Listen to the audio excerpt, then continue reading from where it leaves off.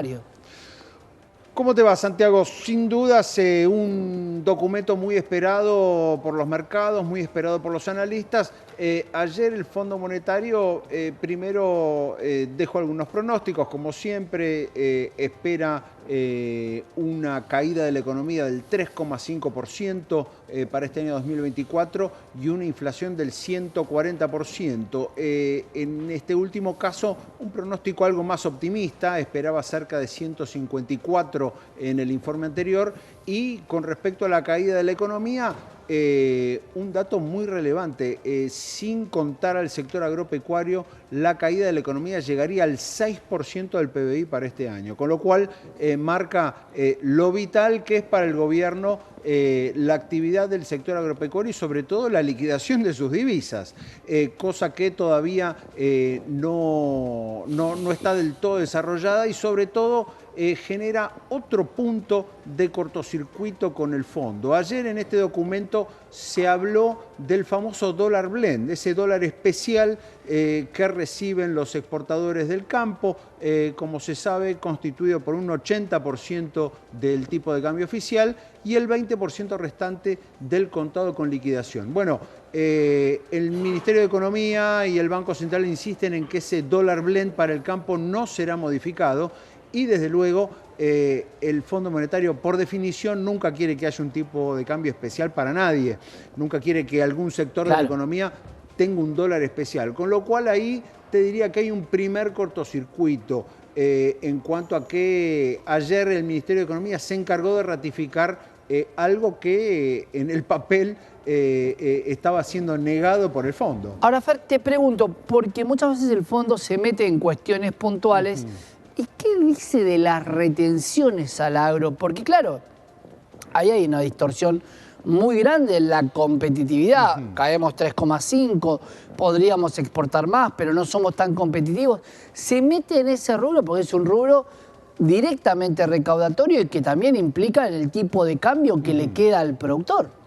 Por definición, desde luego que rechace esa clase de impuestos, un impuesto a la exportación, por definición el fondo lo rechaza. Ahora, también te va marcando prioridades y en este caso la prioridad más que una distorsión para eliminar una distorsión para el exportador está en la unificación cambiaria. Esa es hoy la prioridad del fondo y te diría en base a lo que se pudo saber ayer, está claro que la salida del cepo todavía está muy lejos y está mucho más lejos de lo que se cree. ¿Por qué te digo esto? Bueno, porque si bien el documento fue mucho más contundente en cuanto a la necesidad de eliminar las restricciones cambiarias y la necesidad de ir a un tipo de cambio único, el comunicado de la semana pasada, es decir, cuando Economía y el Banco Central se anticipan a este staff report y salen a decir que se están analizando, pero de una manera muy diluida y muy edulcorada, se está analizando el modo de flexibilizar, o sea, dejando en claro que por supuesto que es un objetivo salir del cepo, pero que no va a pasar de manera inmediata. Ahí ya también se marca otra diferencia, donde hay algunas urgencias del fondo que el gobierno sabe que hoy por hoy no puede implementar. Y a esto se ata el aspecto fiscal.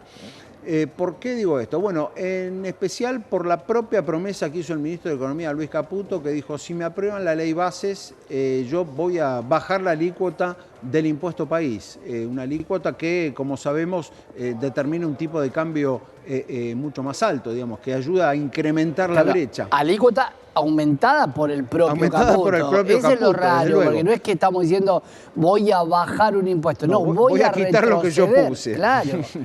Ahí te quería preguntar, Fer, respecto a lo que tiene que ver con el cepo. Javier Milei, la exposición de Economía y Finanzas, planteó una situación de balance del central donde todavía tenía los puts con los bancos. Y esa situación, él dijo, cuando puedas terminar con esta situación de balance que está expresado de una manera, pero si te ejercen vale otra, ahí yo sacaría el cepo. La gran pregunta es, ¿por qué no neutraliza esos puts con algún otro instrumento financiero? Y terminado el tema, no habló de escasez de dólares, aunque lo que estamos viendo es que no hay tanta compra de dólares en estas últimas semanas. No, a ver, con respecto a los puts, sí, claramente es un punto que fue tocado por el Fondo Monetario. Es sin duda el punto crítico de la emisión, ¿no? Porque eso deja una puerta abierta o deja, digámoslo, un riesgo claro y latente. De ejercicio directo. Del ejercicio directo de que los bancos pueden hacer de esa opción. Ahora, Fer, te pregunto, ¿quién les dio ese instrumento? Porque cuando vos le das un arma a alguien, una herramienta tan poderosa para poder invertir, claro, lo que pasa es que hay que ver cuál es el strike que tiene ese put, cuál es la duration que tiene, o a qué fecha y cuándo se dio, porque, claro, hay que ver cuál es el precio de ejercicio y a cuánto compraste la prima, porque si la distorsión es muy grande, no lo vas a poder solucionar nunca. Y además de eso, a mí me recuerda un poco a la situación famosa del dólar futuro en el comienzo del gobierno de Macri, donde no hubo finalmente otra solución que modificar el contrato. Y los bancos, es decir, los acreedores en ese momento accedieron a modificar los contratos cuando tenían también ese seguro, que en ese momento eran los contratos de dólar futuro. Bueno, ahora los puts pareciera que tienen una situación similar en cuanto a que los bancos tienen ese reaseguro, entre otros, ¿no? Porque también los bancos tienen, por ejemplo, un reaseguro fantástico que es, claro, y además todo lo que se han endeudado a lo largo, sobre todo de la segunda mitad del gobierno de Alberto Fernández, con los bonos duales, o sea, que están protegidos frente a una disparada de la inflación y protegidos frente a una disparada de la devaluación. Con lo cual, ahí comienza a hablarse de que tal vez en algún momento se pueda renegociar ese contrato con los bancos. Pero claro, para hacer eso haría falta tal vez un contexto mucho más favorable y mucho más estable. En aquel momento del dólar futuro llegabas a esa negociación con un levantamiento total de las restricciones cambiarias y con una perspectiva de un cambio de régimen absoluto.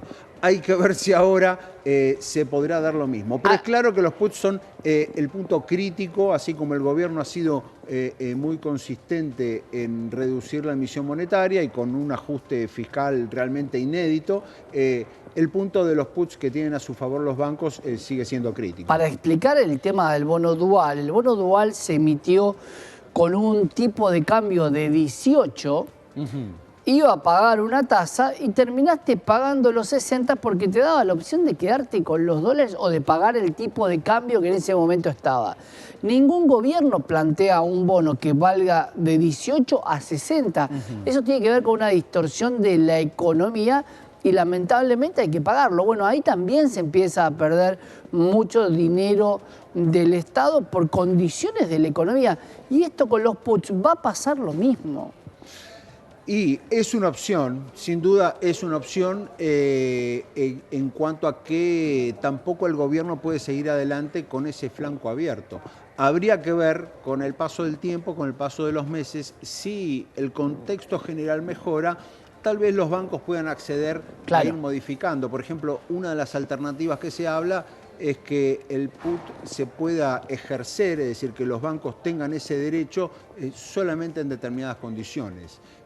Y no libremente como pueden hacerlo ahora, que lo pueden hacer cuando quieren, literalmente. Sí, de hecho hay algunos bancos que como el put se ejerce con el día del cierre del precio anterior, elevan el precio del activo para cobrar un put más alto, pero el put se mata con un call. El tema es quién pone ese call y a qué precio y cuánto costaría. Gracias, Fer. Vamos a seguir hablando de put, que es sumamente interesante, porque mucha gente se quedó sin entender demasiado y es importante entender que es algo que en el balance del banco vale algo, pero la realidad es que puede valer muchísimo más. Seguro, así es. Gracias, Fernando Meaños, por estar con nosotros y hablar de esto que poca gente habla, los puts que tiene en el balance el Banco Central. Quédate, tenemos más información.